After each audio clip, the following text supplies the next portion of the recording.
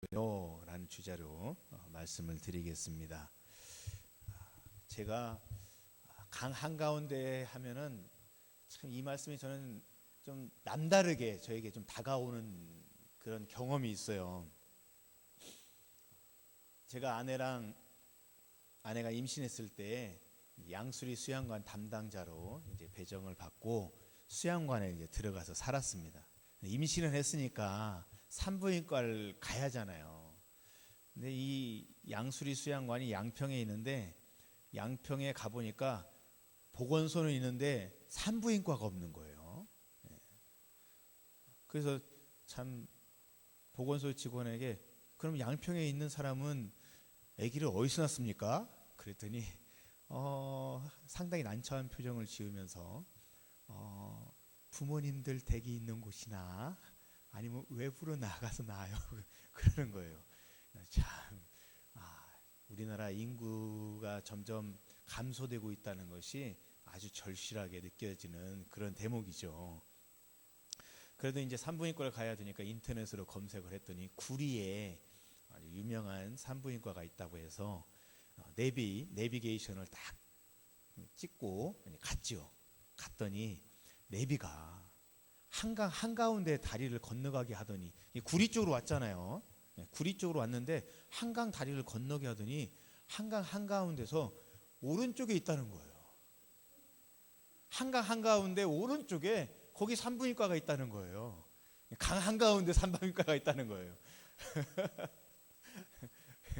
그래가지고 제가 그런 경험을 했더니 강 한가운데 기념비를 세웠다니까 이 남달리 저에게 다가오는 이 느낌이 달라요. 느낌이 달라요. 여러분, 강 한가운데 기념비를 세우면 이게 타당한 거예요? 타당치 않은 거예요?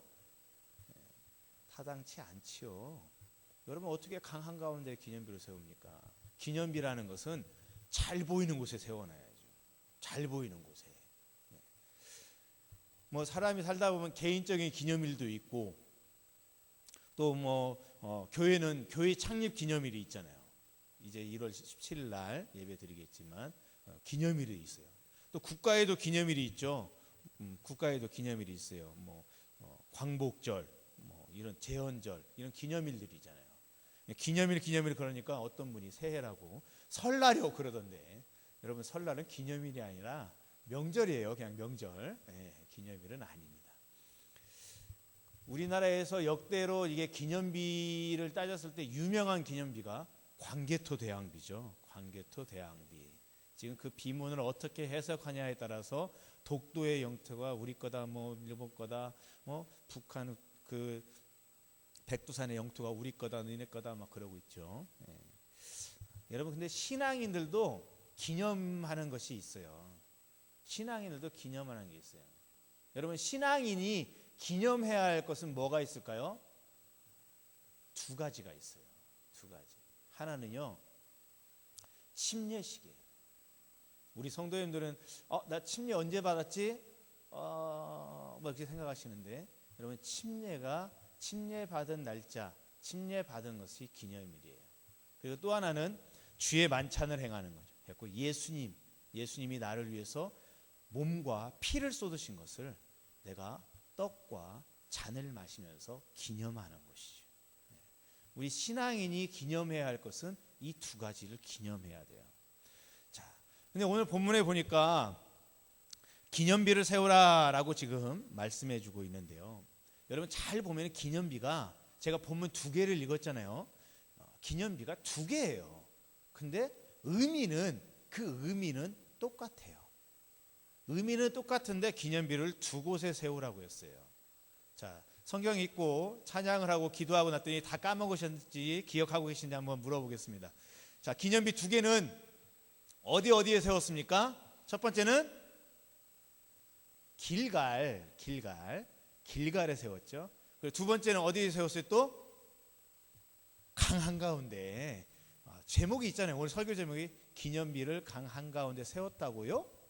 끝을 올려야 됩니다. 반문하듯이. 강 한가운데 세웠잖아요. 자, 먼저 길갈에 세운 기념비를 좀 말씀을 좀 드리겠습니다. 이 기념비를 세우기 위해서 돌 12개를 갖다가 세운다라고 했는데 그 돌을 어디서 가져왔느냐? 요단강 한가운데 제사장들이 멈추어 섰던, 그래서 제사장들이 섰던 그곳에부터 땅이 물이 말라서 마른 땅이 되는데 그곳에 있는 돌을 취했어요. 그곳에 있는 돌 하나씩을 취했어요. 돌이 얼마나 크냐? 어깨에 맬 정도로, 성인 장정이 어깨에 맬 정도로 취했습니다. 자, 어깨에 멜두기를 취하고 그것을 들고 나오죠. 들고 나와서, 자, 잘 보세요. 순서를 보면 이렇습니다. 사실은 요단강을 다 건너고 난 뒤에 다시 12명이 들어가서 돌을 취해서 가지고 나오죠. 그죠? 각각 크고 무거운 돌을 취해서 나와요. 5절에 보면 돼 있죠. 5절 보세요. 그들에게 이르되 요단 한가운데로 들어가. 건너왔으니까 다시 들어가라는 거죠. 들어가. 너희 하나님 여호와의 궤 앞으로 가서, 제사장들이 궤를 메고 있으니까 그곳으로 가서 그곳에서 이스라엘 자손들의 지파 수대로 각기 돌 한 개씩 가져다가 어깨에 매라. 이게 돌을 어깨에 맬 정도면 어마어마하게 큰 암석이에요? 아니면 적당한 크기의 돌이에요? 장정이 어깨에 맬 수 있을 만한 크기의 돌이에요.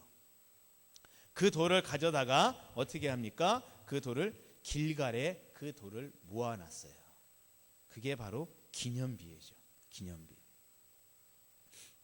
또 봅시다. 9절 보세요. 9절. 또 하나의 기념비를 세우죠. 여호수아가 또 요단 가운데, 또라고 말이 들어갔으니까 반복해서 다시 한번 하는 거죠. 요단 가운데 곧 언약궤를 맨 제사장들의 발이 선 곳에 12돌을 세웠더니 오늘까지 거기에 있더라. 자, 또 거기에다가 제사장들이 섰던 강 한가운데다가 돌 12개를 세워놨다는 거예요. 여러분, 강 한가운데다가 세워놓으면 비가 많이 오고 창수가 나고 홍수가 나면 어떻게 됩니까? 제가 이 말씀을 참 생각할 때마다 늘 떠오르는 전리의 동화가 있어요.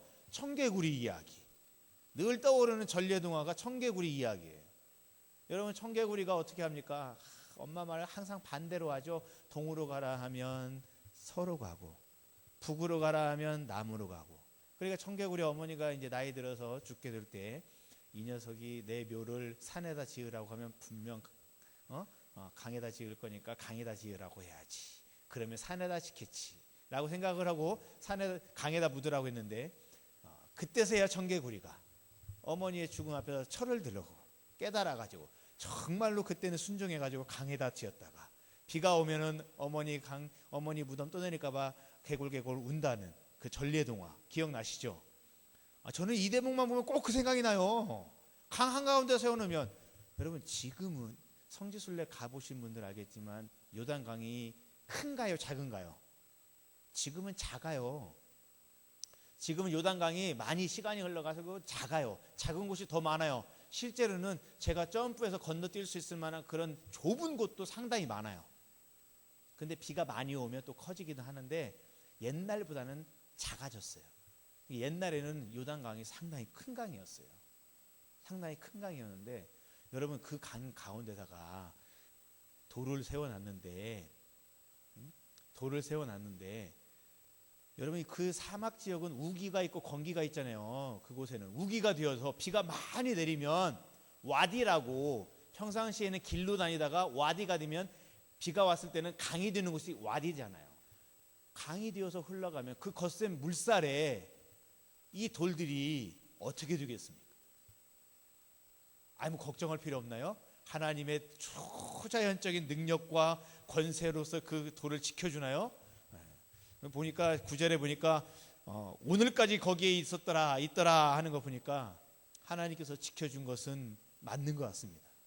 하나님께서 지켜주신 것은 맞는 것 같아요. 홍수가 나고 창수가 나도 그 돌을 쓸려가지 않도록 하나님께서 물길을 돌이켜 주시든지 어떤 방법을 쓰시든지 하여튼 그 돌을 지켜주신 게 맞는 것 같아요.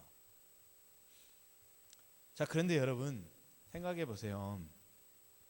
강 한가운데에 세워라 라고 했는데, 여러분 같으면 의문 들지 않습니까?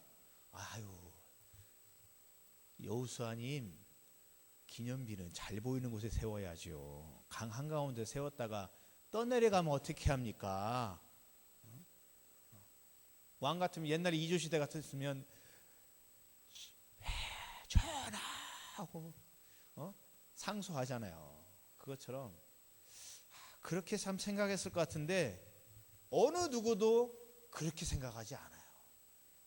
저 같아도 여호수아님 한 번 더 생각해 보시는 게 좋을 것 같아요. 혹시 지금은 물이 적지만 혹시 우기가 되어서 비가 많이 내려서 와디가 생기고 물이 흘러가면 그때 쓸려가지 않을까요? 한 번 더 생각해 주세요 라고 아주 좀 돌려서 이렇게 지혜롭게 얘기할 것 같아요. 그런데 그 성경에는 그런 내용이 하나도 없고 그 말 그대로 순종하는 모습들이 보여집니다. 온전히 순종하는 거죠. 여러분, 온전히 순종해서 그 돌을 세웠더니 그 돌이 비가 많이 온 우기에 쓸려갔나요? 안 쓸려갔나요? 안 쓸려갔어요. 성경은 오늘까지 거기에 있더라라고 말씀해주고 있습니다. 그것은 믿고 순종하고 내 생각대로 이건 이치에 맞지 않아 하지만 순종했더니 오늘까지 그곳에 있더라, 거기에 있더라라는 말씀으로써 하나님께서 그 순종의 행위 위에 보호하심의 은혜를 더하고 있는 것을 느끼게 되어집니다.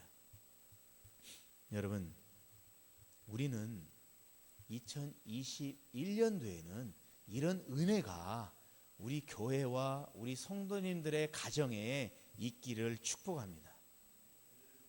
내 생각에는 이게 맞지 않지만 하나님의 뜻이라고 생각하고 순종하고 따랐더니 하나님의 그 특별한 능력으로 보호해 주시고 지켜주시고 세워주시는 그 은혜가 충만하기를 바랍니다. 사실 저는 이 말씀을 쭉 묵상하면서 제 첫 번째 마음에서는 어떻게 쓸려가지 않고 잘 세워져 있었네, 어떻게 쓸려가지 않고 잘 세워져 있었네, 이 생각이었는데 좀 더 깊게 말씀을 보다 보니까 그게 중요한 것이 아니었습니다. 강 한가운데 세웠으니 홍수가 났을 때 우기가 되어서 와디가 강으로 변했을 때 쓸려갈 것이다, 거센 물살에 쓸려갈 것이다, 이게 중요한 게 아니더라고요. 이 기념비가 잘 있느냐 잘 있지 않느냐 이게 중요한 것이 아니고, 그것이 중요한 것이 아니라 이 기념비를 통해서 이스라엘에게 주고자 하시는 하나님의 메시지가 중요하더라고요. 그래서 이 돌에 대해서 뭐라고 말합니까? 6절에 보니까 이것이 너희 중에 표징이 되리라. 저는 처음에는 인간적 생각으로 어떻게 돌을 한가운데서 싣네, 강 한가운데서 싣네, 그래 참 순종 잘했네, 이런 생각을 가졌는데 그게 아니더라는 거예요. 그게 중요한 게 아니라 표징이라는 것이 더 중요한 거예요. 표징이라. 여러분, 표징이라는 단어가 좀 어려운데요, 이 표징이라는 단어와 똑같은 의미로 쓰여진 게 기생 라합이 두 정탐꾼을 숨겨두었을 때 그 정탐꾼에게 요구했던 거, 내게 징표를 내라라고 요구했던 그게 바로 표징이에요. 징표를 내라, 징표, 표징 똑같은 거예요. 라합에게 주었던 그 징표가 뭐예요? 그러면 너의 창문 아래로 붉은 줄을 내려라. 그러면 이스라엘이 왔을 때 붉은 줄을 보았을 때 너와 너의 집은 건들지 않겠다. 그리고 라합이 순종해서 붉은 줄을 내리죠.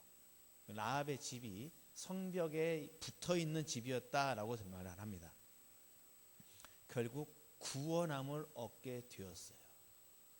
붉은 줄이 징표가 되어져서 구원함을 얻게 되었어요. 자, 그러면 이스라엘 백성에게 있어서의 이 표징은 무엇입니까? 강 한가운데 세운, 길갈에 세운 이 표징은 무엇이에요? 우리가 전에는 애굽의 노예였더니, 애굽의 종이었더니 이제는 하나님께서 우리를 구원해 주셔서 약속의 땅 가나안 땅에 들어가게 하셨다라는 표징이에요. 징표가 되어지는 거예요. 자, 그렇게 생각해 보니까 여러분, 이 표징은 이스라엘만이 세우는 것이 아니더라고요. 나도 표징을 세우는 거예요. 나도 표징을 세울 수 있는 거예요. 전에는 내가 죄의 노예였어요. 사단의 노예였어요. 죄의 종이었어요. 그런데 예수 그리스도의 복음의 은혜를 받고 구원함을 얻게 되었어요. 그 구원의 표징이 바로 이 표징, 오늘 길갈과 강 한가운데 세운 표징이라는 것이. 여러분, 2021년도 한 해 동안 저는 그 어느 해보다도 우리 성도님들의 가슴 마음마다 이 구원의 표징이 강력하게 서 있기를 축원합니다. 우리 안에 그 어느 때와도 강하게 세워져 있어야 돼요. 왜냐하면 앞으로 21년도는 우리가 경험하지 못한 새로운 세대들이 다가올 거예요. 벌써 우리도 예배를 온라인 예배라는 것을 드리고 있잖아요. 전에는 상상치도 못했던 아이들의 학교 수업을 온라인으로 하고 있잖아요. 학원에 가서 공부하던 아이들이 온라인으로 공부하고 있잖아요. 여러분, 그 세대가 10년만 있으면 청장년이 되어지는데, 그들이 청년이 되어서 이 사회의 요소 중심에서 일할 때 우리와는 다른 모습이 분명히 드러날 것입니다. 너무나도 다른 차이가 나타나기 시작할 거예요. 그리고 코로나로 인해서 물론 치료제와 백신이 나오겠지만 코로나로 인해서 한번 변화된 이 사회는 그 변화된 기점 안에서 새롭게 나아가는 것입니다. 결국 우리 성도들은 그 어느 때봐도 어려운 시기에 처하게 될 거예요. 2021년도에 성도들을 향한 세상의 공격, 사단 마귀의 공격은 더 거슬 것이 분명합니다. 여러분, 그때 우리가 어떻게 승리해야 됩니까? 내 안에 구원의 표징이 강력하게 세워져 있는 분은 승리할 수 있습니다. 그런데 내 안에 구원의 표징이 조금만 바람이 불어도 굴러가는 돌덩이와 같은 그런 표징이라면 여러분, 그 어느 때보다도 어려운 신앙생활을 하게 될 것입니다. 여러분, 이 신년 첫 예배에 우리 성도님들이 내 안에 있는 구원의 표징, 이 구원의 기념비를 크고 강하게 반석 위에 세우는 그런 결단의 시간이 되시기를 축복합니다. 두 번째로 이 표징, 이 기념비는 다음 세대를 교훈하기 위해서 세워진 것입니다. 어느 날 아들이 길을 가다가 아버지, 이 돌들은 무슨 의미예요? 라고 물으면 아버지는 7절에 있죠. 아버지는 뭐라고 대답해야 됩니까? 6절에 있죠. 6절에 물으면 우리는 어떻게 물어야 됩니까? 7절에 있죠.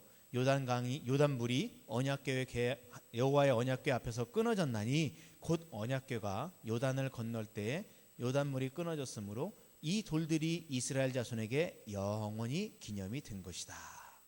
또 23절에도 있습니다. 너희 하나님 여호와께서 요단물을 너희 앞에서 마르게 하사 너희를 건너게 하신 것이 너희의 하나님 여호와께서 우리 앞에 홍해를 말리시고 우리를 건너게 하신과 같았다 라는 것이죠. 그러니까 이 기념비는 자녀들에게 신앙 교육의 징표로 사용하는 거예요. 신앙 교육의 징표로 사용하는 거예요. 그러니까 하나님께서 자신의 백성, 택한 백성을 약속하신 말씀대로 이루시기 위해서 하나님께서는 놀라운 권세와 능력을 보여주셨죠.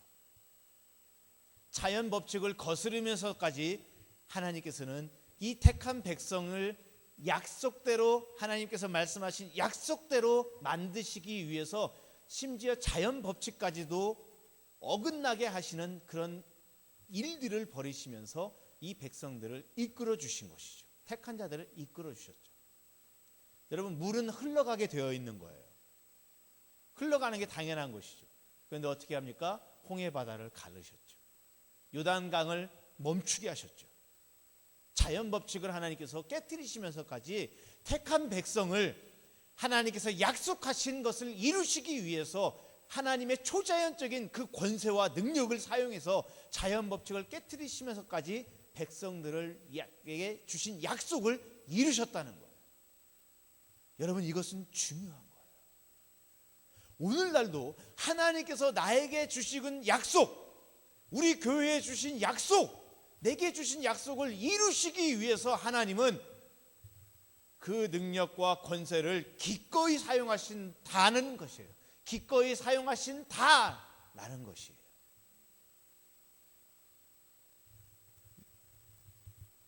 하나님께서 능력을 아끼지 아니하십니다. 자신의 우리를 거듭남을 위해서, 우리의 죄사함을 위해서, 우리를 거듭나게 해주시고 구원해 주시기 위해서 자신의 독생자이신 예수 그리스도까지도 십자가에 못 박히게 하셔서 생명을 취하신 것처럼 그 하나님께서 택한 우리를, 택한 받은 나를 위해서 하나님은 그보다 더한 일도 하신다는 거예요. 2021년도 세상의 거센 풍파가, 사단 마귀의 악한 권세가 우리를 더 그 어느 때보다도 강하게, 교묘하게 우리를 공격한다 할지라도 여러분 두려워하지 마십시오. 하나님의 보호하심이 여기 있습니다. 하나님의 인도하심이 여기에 있습니다.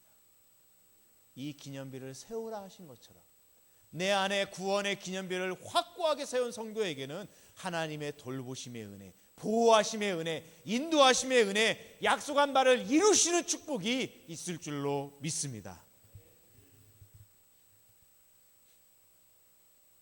여러분, 이 기념비의 세 번째 목적은 선교적 차원입니다. 선교적 차원. 여러분 24절 말씀 한번 보시기 바랍니다.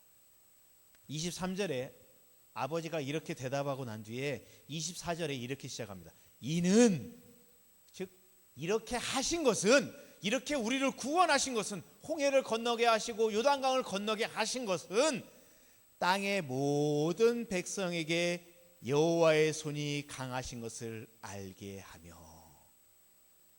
이 말은 다른 말로 하면 이방인들도 살아계신 하나님을 알게 하며 라는 뜻이 되어지는 거예요. 너희가 너희 하나님 여호와를 항상 경외하게 하려 함이니라. 너희가 하나님을 경외하게 하려 함이니라. 즉 뭡니까? 이런 기적을 보이신 이유, 기념비를 세우신 이유의 목적이 뭐예요? 온 세상 모든 민족에게 하나님이 살아계시고 하나님이 구원자시고 하나님이 나의 생명 되신다는 것을 다 전하게 하고, 즉 땅끝까지 복음을 전하게 하고, 그리고 그 복음을 받아들인 사람들은 항상 하나님을 경외하게 하기 위해서이다 라는 것이에요. 그래서 이 기념비는 선교적 차원의 기념비가 되어지는 거예요. 그래서 복음은 나만 가지고 있으면 안 됩니다. 복음은 늘 외부 지향적이어야 돼요. 복음은 내부 지향적으로 가는 게 아니고요, 외부 지향적이에요. 자꾸 바깥으로 확장돼 가야 돼요. 흘러 넘쳐야 돼요. 옆으로 뻗어 나아가야 돼요. 그게 바로 복음이에요. 2021년도 우리 교회가 복음 안에서 견고히 세워지고, 그리고 그 복음 안에서 흘러넘쳐 복음을 증거하고 전하는, 땅끝까지 복음을 전하는 예수의 증인들은 그런 축복이 있기를 소망합니다. 말씀을 정리하겠습니다.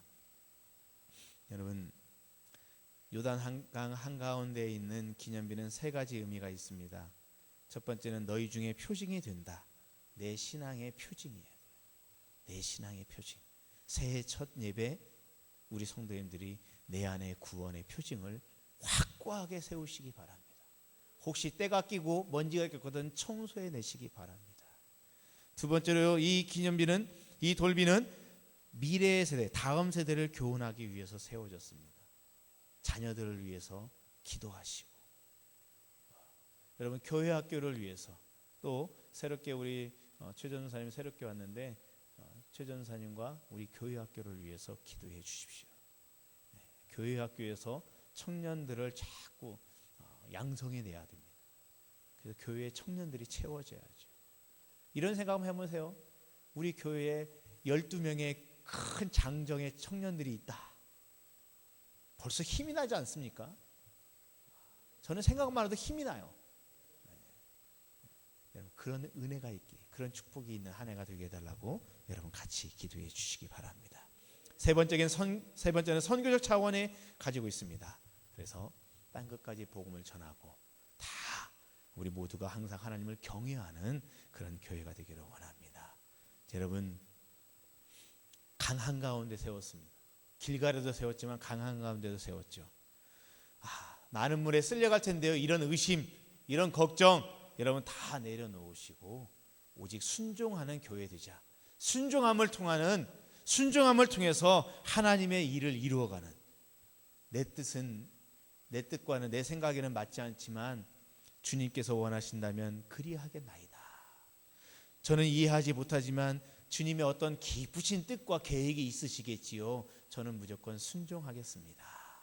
이렇게 순종함을 통하여서 기념비를 세워가는, 내 안에 세우고 내 가정에 세우고 내 교회에 기념비를 세워서 그것을 통해서 2021년도 그 어느 때보다 더 어렵다고 예상되어지지만 우리 교회는 가정에서, 교회에서, 또 세상에서 기념비를 세우며 나아가는 그런 축복이 있는 한 해가 되시기를 우리 주 예수 그리스도의 이름으로 축원합니다.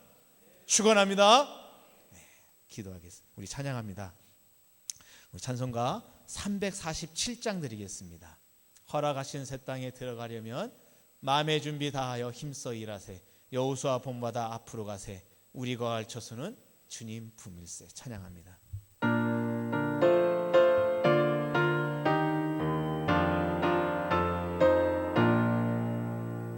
허락하신 새 땅에 들어가려면 마음의 준비 다하여 힘써 일하. 박수 치면서 드립니다. 여호수아 본받아 앞으로 가세. 우리 거할 처소는 주님 품일세. 시험할 난 당해도 낙심 말고서 남의 걱정 힘써 일하세. 여호수아 본받아 앞으로 가세. 우리 거할 처소는 주님 품일세. 앞서가신 예수님 바라보면서 모두 마음은 아파요. 힘써 일하세. 여호수아 본받아 앞으로 가세. 우리 거할 처소는 주님 품일세. 일할 곳이 아직도 많이 있는데 담대하게 나가서 힘써 일하세. 여호수아 본받아 앞으로 가세. 우리 거할 처소는 주님 품일세. 우리 같이 기도하기 원합니다. 여러분, 주보에 있는 공동 기도 제목을 가지고 기도합니다. 순종함